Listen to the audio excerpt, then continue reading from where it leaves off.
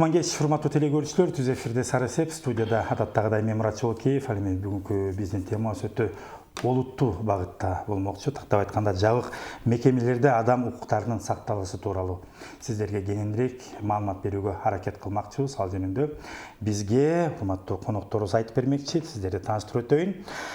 Көлөпов Альберт Сексенбаевич, Кыргыз Республикасынын акыйкатчысынын орун басары. Урматтуу Альберт Сексенбаевич, студияга кош келиптир. Саламатсызбы? Жана ошондой эле Султанбеков Анвар Султанбекович, укук коргоо органдары менен иштөө бөлүмүнүн эксперти. Анвар Султанбекович, студияга кош келиптир. Саламатсызбы? Түз эфирдебиз, урматтуу телекөрүүчүлөр. Айтылып жаткан ушул теманын тегерегинде ойлоруңуздар, суроолоруңуздар, пикирлериңиздер болсо, анда 67 01 91 сандарын терип бизге байланышка чыксаңыздар болот. Көрсөтүүнүн башталышында урматтуу Альберт Сексенбаев, сизди биздин телекомпаниянын атынан жана жалпы кыргызстандыктарды сиздин кесиптештердин атынан чын жүрөктөн куттуктап кетмекчибиз. Бир нече саат мурун расмий түрдө сиз ушу Кыргыз Республикасынын акыйкатчы институтунун, башкача айтканда омбудсмендин орун басары болуп дайындалыптырсыз. Андан эле чыгып мына бизге түз эфирге келип атасыз. Ишиңизге ийгилик. Рахмат. Эми айтылган темага өтсөк, мына айтып атпайлыкпы, жабык мекемелердеги адам укуктарынын сакталышы деп. Негизи эле жабык мекемелерге кайсыл мекемелер кирет? Ошол жөнүндө кичине аннотация телекөрүүчүлөргө түшүндүрүп койсок. Саламатсыздарбы, урматтуу телекөрүүчүлөр. Негизинен жабык мекемелерге көбүнчө ошол ар кайсы мамлекеттик органдардын структураларындагы мекемелер кирет да. Маселен, адам же жаран кармалганда убактылуу кармоочу жайга 48 саатка камалат да. Бул убактылуу кармоочу жай бул деген ошол Ички иштер министрлигинин карамагында. Андан кийин ошол мыйзамга ылайык, жазык процессуалдык мыйзамга ылайык тергөө жүрөт. Негизи мыйзамда белгилеген мөөнөт боюнча тергөөнүн мөөнөтү бар. Андан кийин жарандар ошо тергөө учурунда тергөө изоляторунда, орусча айтканда ошо СИЗОго кармалышат да. Тергөө бүтүп, соттун өкүмү чыгып, эгерде жаранды күнөөлүү деп тапса, демек жарандар ошо жазасын өтөчү мекемелерге, абактарга жазасын өтөшөт да. Андан сырткары бизде жатак абактары бар. Колония поселения деп коет. Баягы жарандар ошо жеңилдик менен алып, ошол үйлөрүндө жашап, бирок ал жерге барып турат да, жатак абактар бар да. Ошондой жабык жайлар ошол буюн системасында бар. Рахмат. Мынакей жабык мекемелер жөнүндө кыскача маалымат берип өттүңүз. Анда статистикалык маалыматтарга кичине көз жүгүртүп койсок, бүгүнкү күндө сиз айтып аткан ушул жайларда канча Кыргызстандын жанандары баягы өз темир тордун ар жагында отурушат деген суроо да. Эми жабык жайларда негизинен СИЗО, биринчи Бишкек шаарынын СИЗОсунда 1000ден ашык киши кармалат. Баягы алар бирөө соттолуп, абакка же акталып, же кандайдыр бир себеп менен штраф менен чыгып кеткендер болуп, алар өзгөрүп турат да. Ал эми жалпы абактарда 8,5 миңден 9 миңге чейин жарандар кармалат бүгүнкү күндө да. Кыргызстан боюнча кармалат. Бизде негизинен 11 мекеме бар. Ал мекемелердин көпчүлүк бөлүгү Чүй облусунда жайгашкан да. Жалал Абад облусунда 10-чу колония жайгашкан. Ошо биздин Жалал Абад регионунда. Андан башка калгандары ошол Молдовановкада жайгашкан, Петровкада жайгашкан, Беловодскийде жайгашкан, Бишкек шаарында номери 47 мекеме бар. Ошондой эле ушул Чүй облусунда жайгашкан. Рахмат. Эми сиздердин түзмө-түз ишиңиздерге өтсөк, мынакей мекемелерде, ушу жабык мекемелердеги адамдардын укуктары кайсыл учурларда жана кандай себептер менен баягы бузулуулары сиздерде көп катталып, кайрылуулар келет да? Негизинен жабык жайларда жарандар ар кыл маселелер менен кайрылат да. Акыркы 2 жылды алсак, 2 жылдын аралыгында көбүнчө абакта жайгашкан кармалып жаткан жарандар көбүнчө ушу ден соолукка байланыштуу кайрылат да. Анткени сыртта жүргөн киши ден соолугун ар кайсы ооруканаларга ар кандай жана саламат сактоо мекемелерине барып ден соолугун чыңдап алган мүчүгү бар да. Ал эми жабык жайда болсо ал чыга албайт да.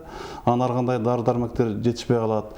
Же болбосо ар кандай жанагы кымбат баалуу жана томография дегендер болот, стоматология дегендер болот.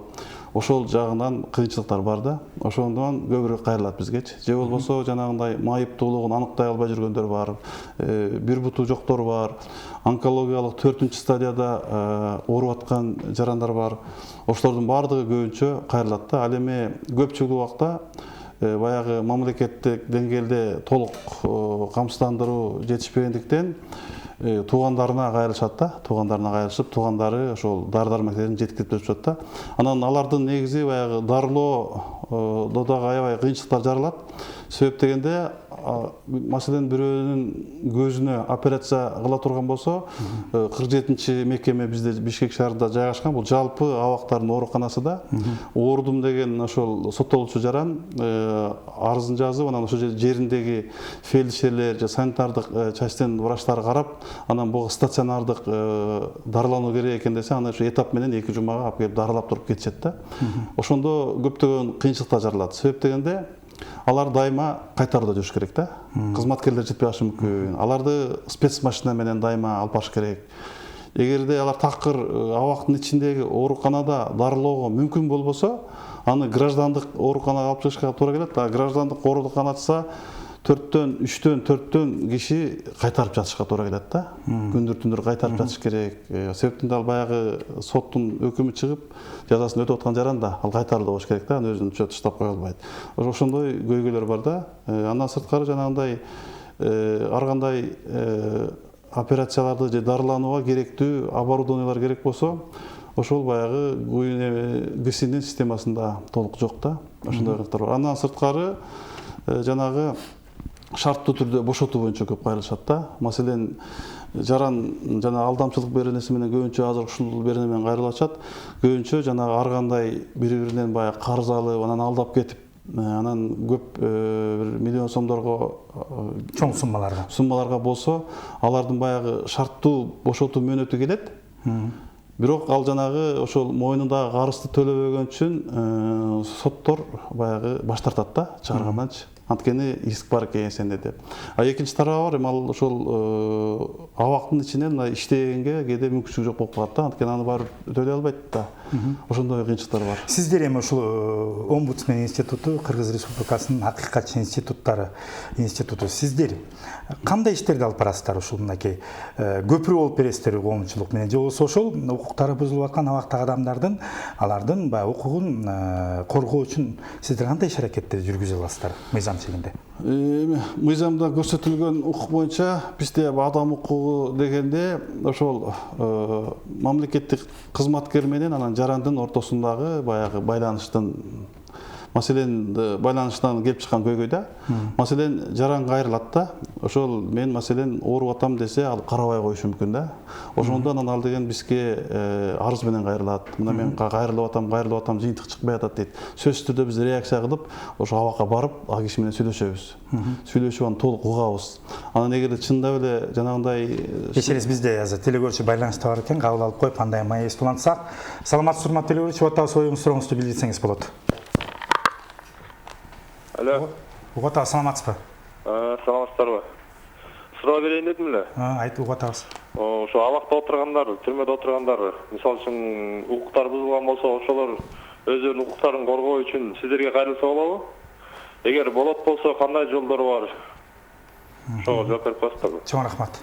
Рахмат сурооңузга. Сөзсүз түрдө абакта жаткан жарандар кайрылат. Арыз менен ал ошол жерде сөзсүз түрдө спецчасть деп коет. Ошолор аркылуу ошолордун баягы каты менен коштоо каты менен бизге келип түшөт. Андан сырткары бизде 115 деген түз байланыш иштейт. Ал бардык мобилдик операторлордон түз алынат. Ал жерге дагы өзүнүн баягы айта албай аткан көйгөйүн калтырса болот. Эгер ошол акыйкатчынын форматына, мандатына туура келсе, биз сөзсүз түрдө жерине чыгып, ал киши менен жолугушушабыз. Канча убакытта мисалы сиздерге кайрылса, укуктарым тебеленип атат, бузулуп атат деген ошол адамдар канча убакыттын ичинде сиздер барып, жолугуп, ушул көйгөйдү чечкенге аракет кылганга мүмкүнчүлүгүңүз бар? Биз эми максималдуу түрдө эрте аракет кылабыз. Негизи баягы жарандардын арыздарын кароо жөнүндө мыйзам бар да. Канча убакыт берилген да ошол? Эми ал жерде биз 5 күнгө чейин жооп беребиз. Анан көбүнчө жабык жайларга барганда түшсө, биз ошол эле эртеси күндөн баштап эле иш аракетти баштайбыз. Азыр бир гана көйгөй жаралып калган. Себеп дегенде азыр мына коронавирус инфекциясына байланыштуу сөзсүз түрдө биздин кызматкерлер баарыбыз ошол жана ПЦР анализден өтөбүз да. Анткени биз сырттан кирип атабыз да, ичиндеги кишилерди баягы жуктурбаш үчүн сөзсүз түрдө анализ тапшырып, анан барып атабыз да. Сиздин кошумчаңыз барбы, урматтуу Анвар Султанбекович, ушул айтылып аткан суроолорго, телегөрүүчүнүн суроосуна? Эми бизге кайрылгандан кийин биз чын эле мындай мүмкүн болсо эле тез эле чыгабыз. Бирок мыйзам негизинде эле бир арыз түшкөндөн кийин бизге 14 күн ичинде бизге жооп беришибиз керекпиз да. Бирок ага карабастан биз мүмкүн болгон эртерээк чыгабыз. Арыздар сиздердин мынакей, сиз ушул биз айтып аткан багытта эксперт катары иштейт экенсиз да. Арыздар сиздерге арыздар көп түшөбү? Түшсө сиздер жетишесизби ошо ар бирөөнүн талдап жолугуп чыкканга? Эми мындайда жана КСИнын немесинин системасында бизге арыз түшкөндөн кийин администрация аркылуу түш керек эле. Өзү соттолгон адам администрация кайрылат да, арыз мененчи. Администрация кармабай сөзсүз ошо сопроводительный кат менен бизге ошо арызды бериш керек эле. Ошо бизге жеткенден кийин биз сразу эле реакция алабыз да ошондон. Рахмат. Кызматкерлер жетиштүү десеңиз болот экен, реакция баягы көпкө күттүрбөйт экен, түшүнүктүү. Сиз сөзүңүздө телегөрүүчү чалганча айтып аттыңыздар эле, ушул кандай иштерди аткарат дегенде, мен түшүнгөн боюнча сиздер баягы жарандык коом менен жана ошондой эле баягы мөөнөтүн өтөп жаткан же болбосо мыйзам чегиндеги баягы иштерди алып баруу боюнча көпүрө, башкача айтканда, иштерди алып барат экенсиздер, туурабы? Да, кошумчаңыз барбы? Сөз бүтпөй калды. Негизи ошо да көбүнчө сиз айтпаңыз, жана кайсы ошо жана шарттуу бошотуу боюнча, жана жатак кабактарга көбүнчө чыга албай калган боюнча. Андан сырткары бизде Чүй облусунун Степной айылында номер 2 аялдардын абагы бар. Ал жерде аялдардан башка дагы балдары менен жашагандагы соттолгон аялдар бар. Аларга дагы биз дайыма мониторинг кылып турабыз да. Мониторинг дегенде негизинен баягы кармоо шарты биринчи, ошол мамлекет тарабынан берилип жаткан бардык жанагы гарантиялар сакталып атабы, эч кандай жанагы кыйноо фактылары жокпу, ошондой эле ошонун ичиндеги тамак аш, ден соолук, андан башка жанагы прогулкасы, ошолордун баарына биз көңүл буруп чыгабыз. Ошо аялдардын укуктары, башкача айтканда, темир тордун ар жагында отурган аялдардын укугуна кененирээк токтолуп өтсөк да, кандай учурларда ошол жакта сиз айтып аткан абакта отурган адамдардын, аялдардын укуктары мындай бузулуп атат да, кайсы учурларда? Так маалыматыңыздар, статистика барбы? Эми аялдардын укуктары боюнча мурдагы мыйзамдарда көрсөтүлгөн да, негизи мурда баягы биринчи соттолгон жарандар менен анан бир нече соттолгон жарандар бөлүнүп кармалат да. Бизде ошо аялдардын аралашып калган. Бизде аралашып калган да. Мурдагы бир нече жыл соттолгондагы бизде бир нече жыл соттолуп жана биринчи жолу соттолгондор бар. Алар баягы чогуу режим бир болуп калган көйгөй бар. Андан сырткары жерге ошол жерге өзүнчө локация кылып туруп, ошо жерде дагы жаш жетилик өспүрүмдөр дагы кармалып калган убак бар. Себептен ал жерде баягы реинтеграция деген түшүнүк бар да. Ошо жарандарды биз деген абакка соттоп жазасын өтөгөндө ал жерден биз деген саясат түшүнүш керек, ал жерден киши оңолуп чыгыш керек да көбүнчө. Анан ал жерде жанагы бир нече жыл соттолгон жарандар менен биринчи жолу соттолгон жарандар баягы ортосунда баягы кандайдыр бир түшүнүктөр пайда болот да, субкультура түшүнүктөр пайда болот.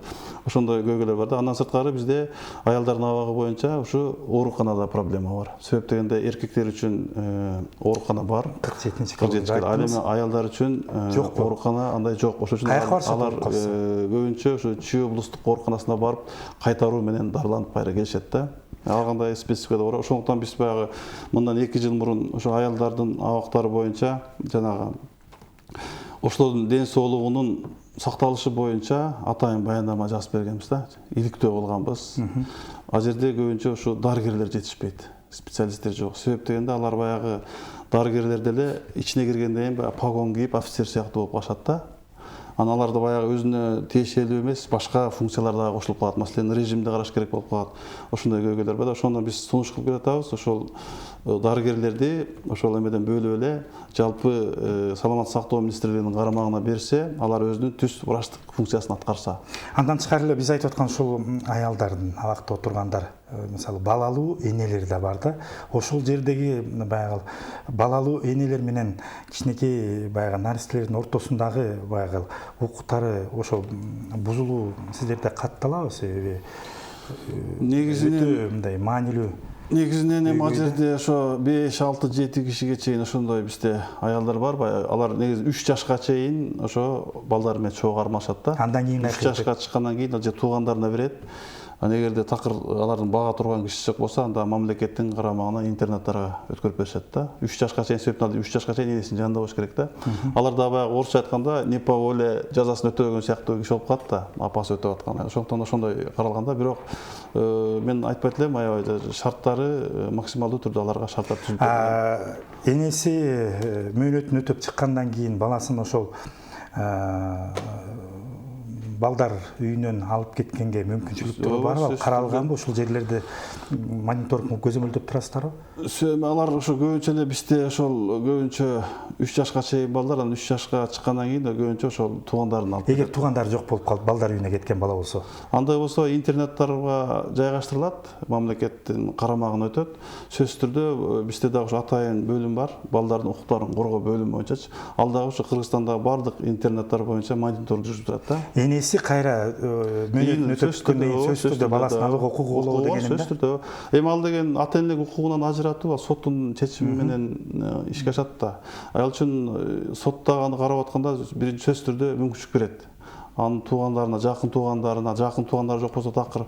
Аны эгерде ата энелик укуктан сот аркылуу ажыратылбаса, сөзсүз түрдө ал баласын кайра кайтарууга укугу бар. Кошумчаңыз барбы, Маттуу?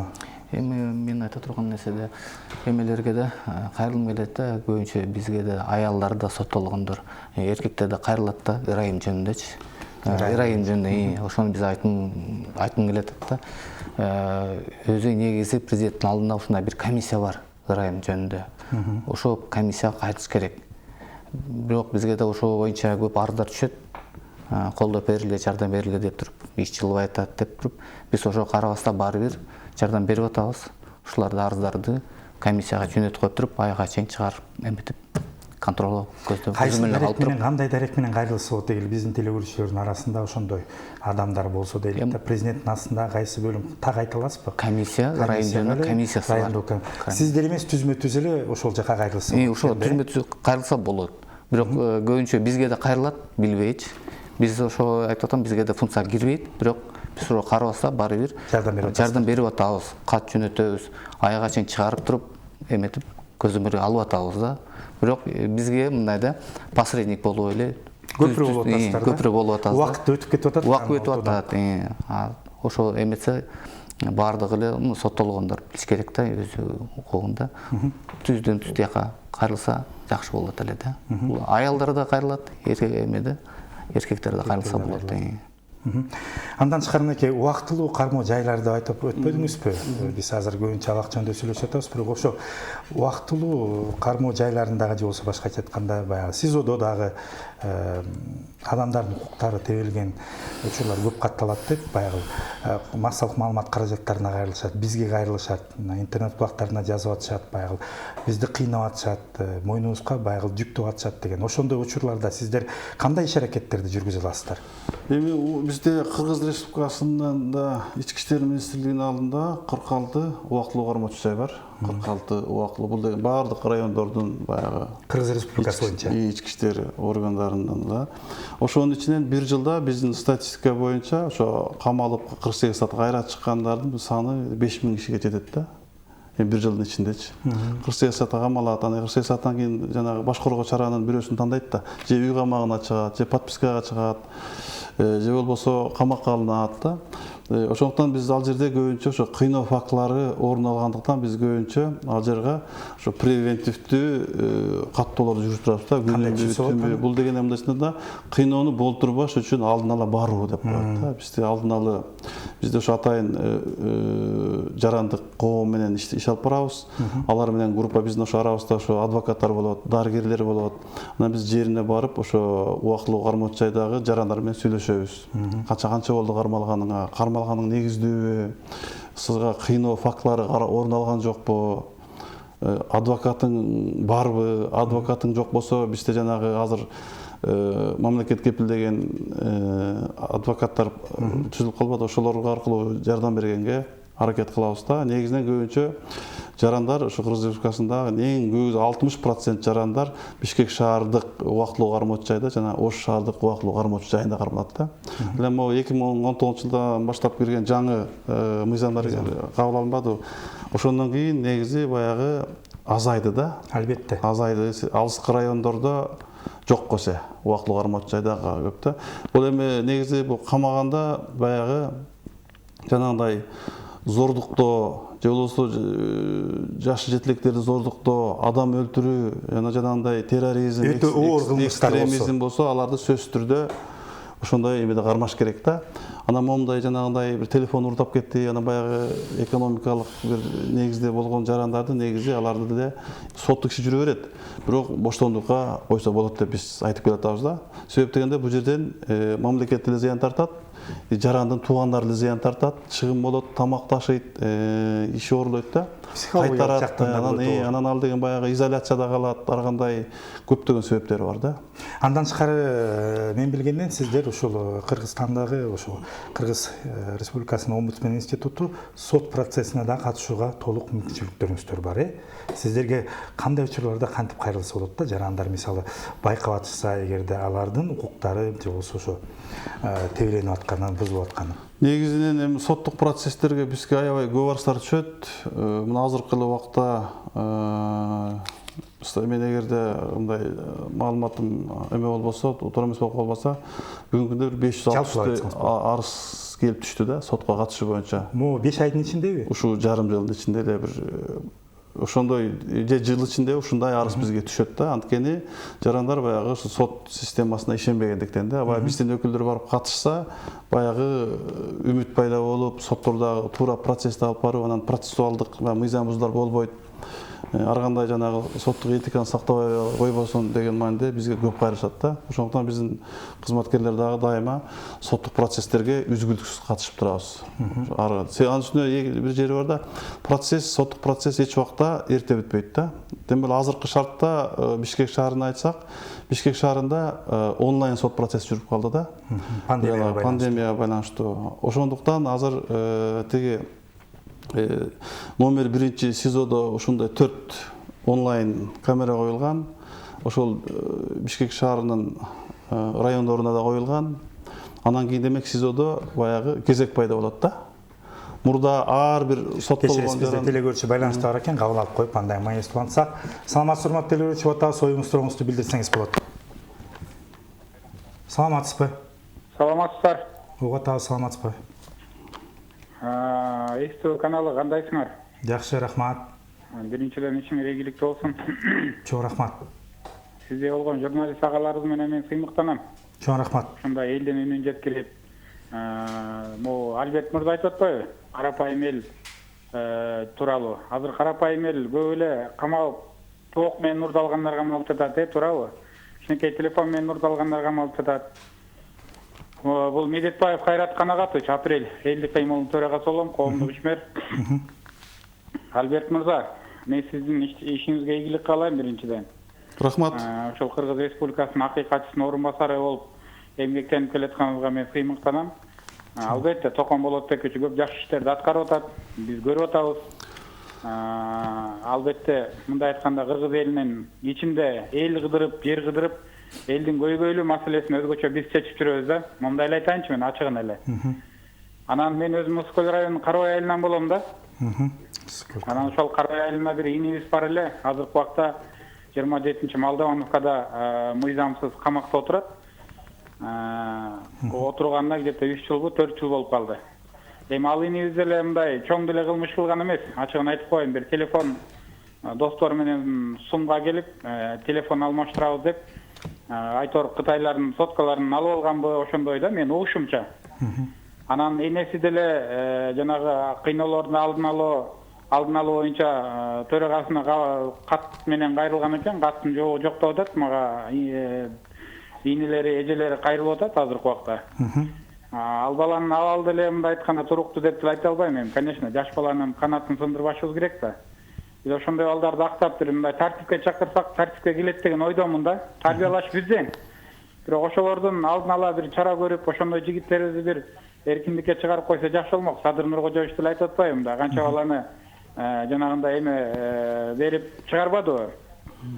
Ошолорду жок деген ошол бир баланы чыгарып берип койсоңор туура болмок да. Себеп дегенде атасы жок, энеси бир шеф-повар болуп бир Бишкекте кафелерде иштейт экен.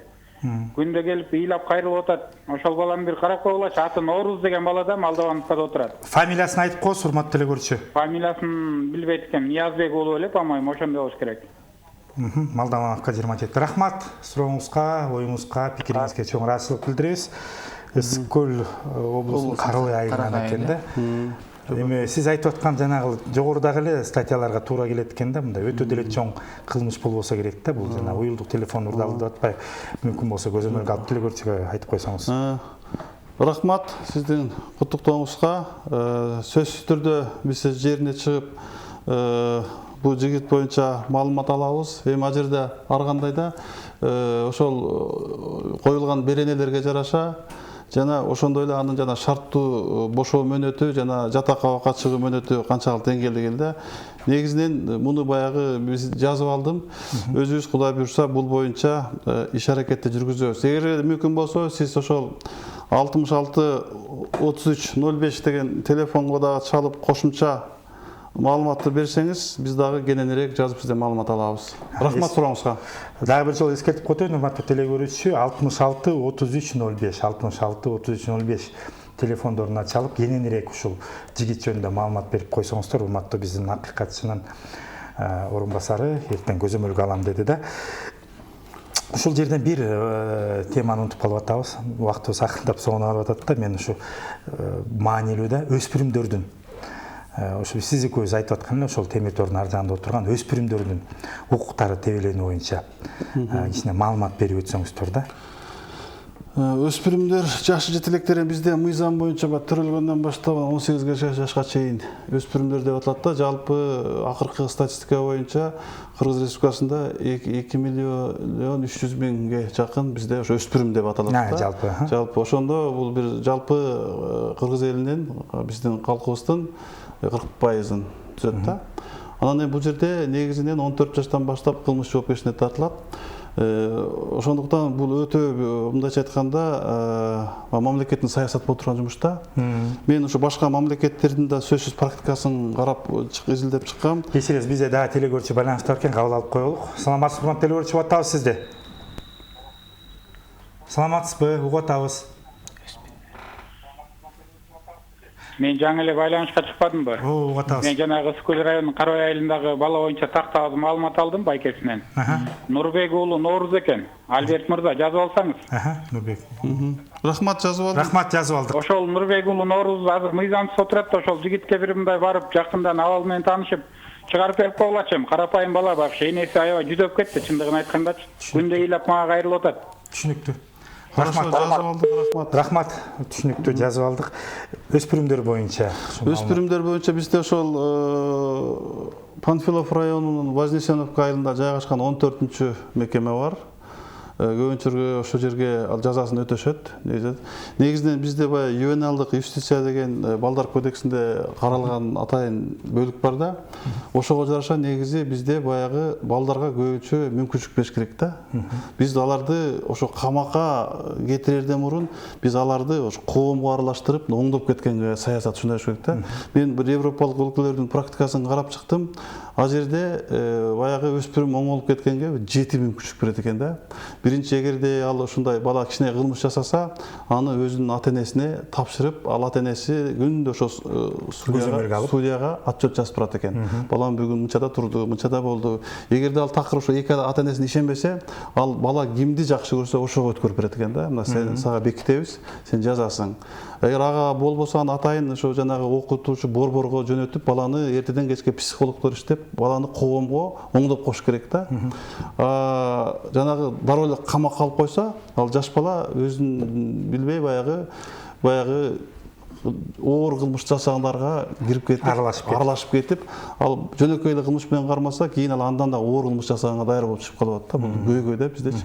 Ошон үчүн бул бизде ювеналдык юстиция акырында ишке кирип атат мамлекетте. Бирок биз дагы жакшы көңүл буруп, ушул өспүрүмдөрдү камакта эмес, көбүнчө ошо сыртта кармап, анан ушундай көзөмөлдү тыкыр кылып, анан оңдоо процессине, жана психологиялык, педагогикалык, социалдык жумуштарды көбүрөөк жүргүзүш керек да. Ал анткени ошо жерде ошо моменттен оңолуп кетиш керек. Туура. Бул жаман жакка барганга болбойт экен, мынча болбойт экен. Ал дайыма көзөмөлдөш керек. Анан экинчи дагы жакшы эме бар экен, мен айта алам.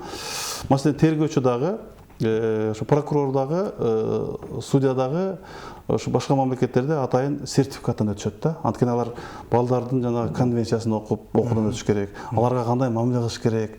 Жанагы жалпы юрисдикциядагы соттор чоңдорду да караган, кичинекейди да караган соттор болбойт, аларды бөлүнөт. Балдарды караган атайын соттор болот. Анткени алардын психологиясына жараша соттор болот да. Анан кээ бир аларда ошо соттук жанагы залдар атайын оюнчуктар коюлуп, бала өзүн ээн эркин сезсин, чынын айтсын, бир калп айтып, аны басым кылып, аны коркутуп, дагы эмне кылдың дей берсек, бул баягы ошол баланын психологиясын биз эртерээк бузуп турганга мүмкүнчүлүк экен да. Ошондуктан ошондой бизде балдар кодексинде мындай норма бар, бирок муну ишке ашырышыбыз керек да. Эмне үчүн ашпай атат? Бул эми ар кандай объективдүү жана субъективдүү себептер бар да. Биринчиден бул баягы ошол жанагындай тиешелүү каражаттар болуш керек. Ошондой баягы борборлор уюштурулуш керек ар аймактачы. Маселен, ошондой группа риска деп коет да. Группада баа билесизби, бизде учет калып коет го. Ооба. Ошондой сыяктуу да. Учет калса, аларга сөзсүз түрдө аларга окуу уюштурулуш керек да. Окуу уюштурулуш керек да. Анан ошол окуунун негизинде бала улам-улам оңолуу процессине түшүш керек да. Бул ушу көзөмөл ошондой рискке топ болуш керек. Ошондой иштерди алып барылыш керек да мамлекет тарабынан. Сизде сондай кошумчаңыз барбы ушу айтылып аткан темалар боюнча? Алла жөнүндө эметем деп кичине кошулайм дедим эле. Ал жөнүндө эле эмне кылыш керек? Шарт түзүп бериш керек балдаргачы. Балдар мындай кылмышка түшпөсүн деп спортивный секциялар көбүрөөк ачыш керек болуп атат. Анан жанагы милицияда эме бар, ИДН деген, несовершеннолетний инспекция боюнча, аны да күчөтүш керек да. Ушуну превентивный немелер түзүш керек да, шарттар. Ошондо анда ошондо. Негизи эле ушул балдардын баягы кылмышка баягы мыйзам бузуу иш аракеттери акыркы мезгилде кандай көрсөткүчтөр азайып атабы же көбөйүп атабы? Көрсөткүчтөр эме мындай да, жанагы профилактикалык ишке биз көбүрөөк басым коюшубуз керек да. Маселен, жанагы жаш жетиликтер менен иштөө инспекциясына биз жүктөйбүз да. Бирок райондордон мен угуп жүрөм да.